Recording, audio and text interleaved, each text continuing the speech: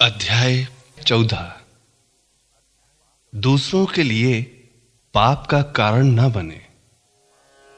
यदि कोई विश्वास में दुर्बल हो तो आप उसकी पाप शंकाओं पर विवाद किए बिना उसका स्वागत करें।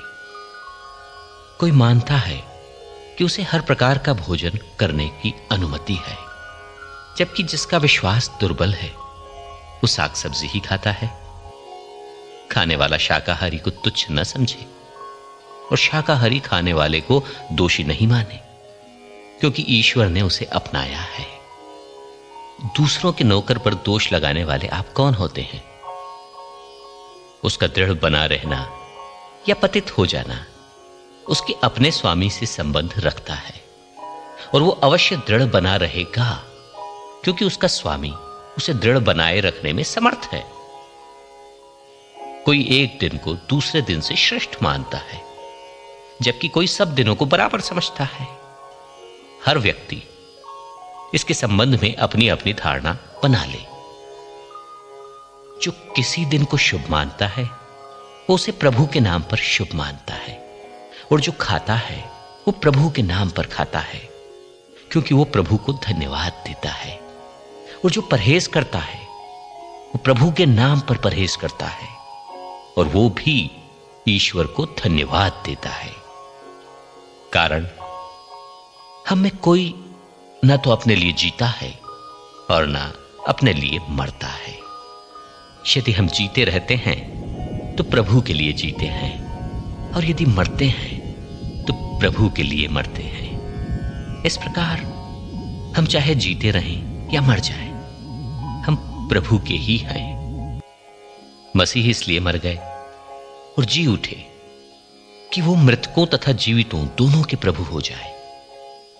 तो आप क्यों अपने भाई का न्याय करते हैं? आप क्यों अपने भाई को तुच्छ समझते हैं? हम सब ईश्वर के न्यायासन के सामने खड़े होंगे, क्योंकि धर्म ग्रंथ में लिखा है, प्रभु ये कहता है, अपनी अमरता की सौगंध, हर घुटना मेरे सामने झुकेगा और हर कंठ ईश्वर को स्वीकार करेगा। इससे स्पष्ट है कि हम में हर एक को अपने अपने कर्मों का लेखा ईश्वर को देना पड़ेगा। इसलिए हम आगे चलकर एक दूसरे का न्याय नहीं करें, बल्कि यह निश्चय कर लें कि हम अपने भाई के मार्ग में न तो रोड़ा अटकाएंगे और न ठोकर लगाएंगे।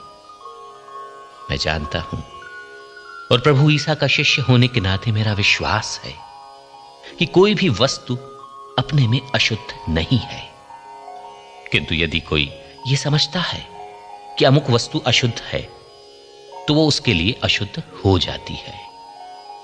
यदि आप अपने भोजन के कारण अपने भाई को दुख देते हैं तो आप भ्रातृ प्रेम के अनुसार नहीं चलते।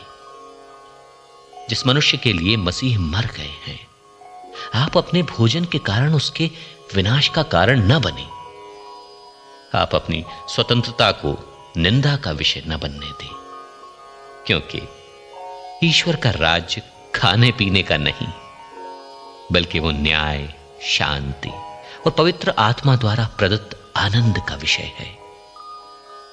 जो इन बातों द्वारा मसीह की सेवा करता है वो ईश्वर को प्रिय और मनुष्यों द्वारा सम्मानित है।